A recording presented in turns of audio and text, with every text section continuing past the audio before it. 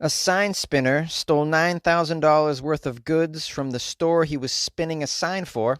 A teenager offered a police officer oral sex in exchange for an e-cigarette. A man was arrested for cashing in a winning scratch ticket at the same store he stole it from. And a roofer was arrested for using coronavirus relief funds to buy a large 40-foot boat for himself. These are the weird stories for Friday, and they all have something in common. They're from Florida, because it's Florida Friday. This is Weird AF News, the only daily weird news podcast hosted by a comedian, and the only daily weird news podcast that has Florida Friday. Oh, that day of the week when we get to hear all the weird stories from our favorite degenerate state, Florida. I'm Jonesy. Let's get into it. Those bizarre stories you hear about all the time that seem to only happen here in Florida. I know, right? Can't make this stuff up. It is just one of the many wacky news stories out of Florida. Why does the Sunshine State consistently produce such strange news? But what accounts for all this bizarre news? Is it the weather? Is it the people? Florida is full of the crazy stories. A sign spinner, who's also a Floridaman, stole $9,000 worth of customers' phones and electronics. A man was hired by a phone repair store as a sign spinner in Florida. He was probably on the drugs, as most sign spinners are, I assume. Right? You're spinning a sign all day. Clearly, you're on drugs. This is the only job that you can do all day on drugs and not get fired, I think. I think the drugs enhances your sign spinning abilities. I've seen some people on the corner spinning signs like, wow, the skills, the things going between their legs, around their back. They got the shades on, the headphones on. I'm like, they're clearly on meth right now, and they are just killing the sign game right now. And I would pay them, too. I would pay them whatever they make, $12 an hour, to spin that sign on meth on the corner. I would do it. You just got to pray that they don't run away with the sign. That's what you got to pray for. This is Florida, so you probably got to pray for more things than that. Like that the sign spinner won't also rob your store, which is apparently what happened. This particular case in Florida is under investigation, but the police filed an affidavit with the state charging Brian Francis, age 29, of DeLand, with grand theft of more than $5,000 but less than $10,000. Francis had been working for You Break It, I Fix It phone repair. You break it, I fix it. Okay. Yeah, not the greatest name of a store. I'm going to say they're probably not very bright, and that's why they got robbed by a sign spinner, clearly. So this guy Francis was working as a sign spinner for 3 months, spinning signs on the side of the road to attract customers into the You Break It, I Fix It store. But on Monday, the police were called to You Break It, I Fix It when the store owner reported the crime. Phones and electronics were discovered missing from a device cage in the back of the store when a store manager went to get an item for a customer and did not find it. The manager reviewed the surveillance video and saw Francis taking what was reported to be about $9,000 worth of customers' phones and electronics, putting them in his backpack. And then he spun the backpack on his way out. No, that's something that I just made up, but it's funny. Police took the video surveillance of this sign spinner stealing all those phones and electronics into evidence. Francis had been arrested 6 previous times since 2014. For such things as attempted robbery of a grocery store and fleeing and eluding police. Well, this is what you get with a sign spinner, man. They all have records. In 2018, Francis escaped from police while handcuffed. Wow, this guy is just on it. But he was quickly caught after an officer told him to stop or he will be shocked with a taser. That's a lot of information about something that happened in 2018, but I guess it's on his it's on his bio. It's probably on his Tinder profile. He's like, I can spin signs, and I can escape the police. Yeah. I am Florida, girl. And if you date me, you can get a free phone. I got a shitload of them. A Florida teen offered a cop oral sex in exchange for her confiscated e-cigarette. A 19-year-old Florida woman offered to perform oral sex on a police officer to get her confiscated Juul e-cigarette back. What's the name of this quality citizen? Madison Ann Bryant. She was charged with disorderly intoxication, which is a misdemeanor. But, it's not a misdemeanor. offering a bribe to a public servant. Yeah, that's a felony charge. That includes offering to, rub his back and perform other duties, sexual gratuities. This all happened after she was found on U.S. Highway 27 in Leesburg, which is 45 miles north of Orlando, 2:30 a.m. in the morning, sitting in the median of the highway, just making good decisions, as you know. Madison told the deputies that she had just had an argument with her boyfriend, who was a truck driver, who was actually parked nearby getting busted for drinking and driving. Madison was not initially facing arrest at this time. She was just, smoking her jewel in the middle of the highway. Normal Florida behavior. In fact, Madison was offered a ride home by the deputies. She told them she needed to use the bathroom, expressed her wish to urinate on the side of the road, and that's when things changed. Despite being offered the ride to a nearby gas station to use the restroom, she decided, no, I can't wait, and I'm going to urinate right then and there on the highway.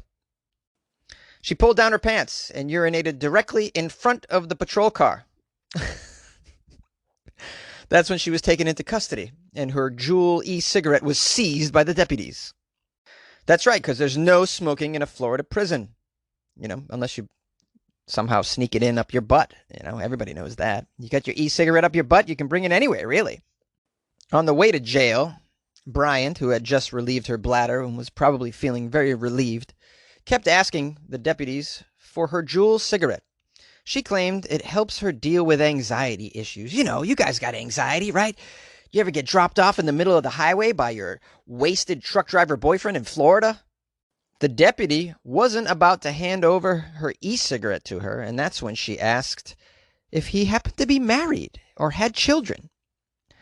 After he responded to the query, Madison allegedly stated that, quote, she was not trying to F that up, and that she would just, I can't even say it, give him oral sex if he gave her the Juul, basically.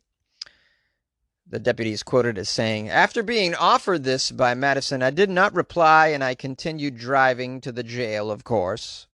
And you should know bribing a public servant comes with a harsh sentence, up to 15 years in prison. Up to. Yeah, up to. That's a lot of years without your Juul. It's Florida Friday, only on Weird AF News. A Florida man was arrested for cashing in a winning lottery ticket at a gas station. The same gas station he stole it from that same day, the police say. A dumb Florida man was recently arrested. He tried to cash in a winning scratch ticket at the same store that he took it from, and several others from, according to the police. This is a statement that was posted to the Clearwater Police Department Florida Facebook page. They wrote, for most people, it's their lucky day when they get a winning scratch-off lottery ticket. But not for this guy. Ooh, the Clearwater PD with a big sense of humor. You guys should open up a comedy club. They're hilarious. Who was this man, this Florida genius who attempted to cash in the stolen ticket? Well, it's Herbert McClellan, age 27 of Clearwater. He's accused of stealing, actually 13 total scratch-off lottery tickets from a Speedway convenience store. I've never heard of Speedway. That must be like a Florida chain of some sort. Not a lot of good things are happening at a Speedway. Anyways, Herbert jacked some tickets from the Speedway, 13 total. Scratched them off. I'd imagine he just walked around the side of the dumpster. Or maybe he just walked around the corner. Maybe behind the store. Who knows? One of the tickets was a $30 winner. Oh boy, that's a big day for Herbert. He's like, hell yeah, $30, baby. Do you have any idea how much bath salts I can get for $30? Oh, enough to eat a man's face today. And I am hungry. Let me tell you, haven't eaten a man's face in a week. Now, where should I cash this thing? Oh, I need to go to the nearest store. This place kind of looks familiar, this Speedway. Where have I seen this thing before? I don't know. I could have sworn I've seen this before. No matter. I see the lottery tickets in the window. Let me go in and cash this bad boy. Big payday for me, Herbert McClellan of Clearwater. Shortly after going back into the same store, Speedway employees who remembered him from before called the police department. He was, of course, arrested shortly after it. Because he's dumb. He's so dumb. Following the arrest, McClellan was charged with petite theft. I love the petite. Yeah, just a little petite theft, just a small one. Petite theft. The Clearwater Police Department wrote on their Facebook page, "It's safe to say it was not this guy's lucky day." Hey, Clearwater. We got a show tonight, 9 and 11. Come and get the comedy. 2-drink minimum. You like podcasts? You're listening to my podcast. Maybe you thought to yourself, I'd like to make a podcast. Too difficult. No, not with Anchor. Anchor has free creation tools that allow you to record and edit your podcast from your phone or your computer.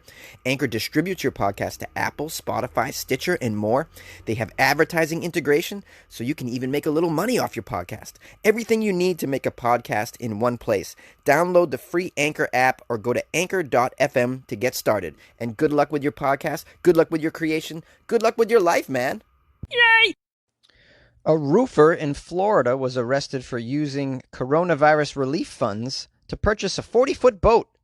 Fort Myers, Florida. A man is facing 30 years in federal prison for using a PPP fund to buy a 40-foot catamaran boat worth almost $700,000.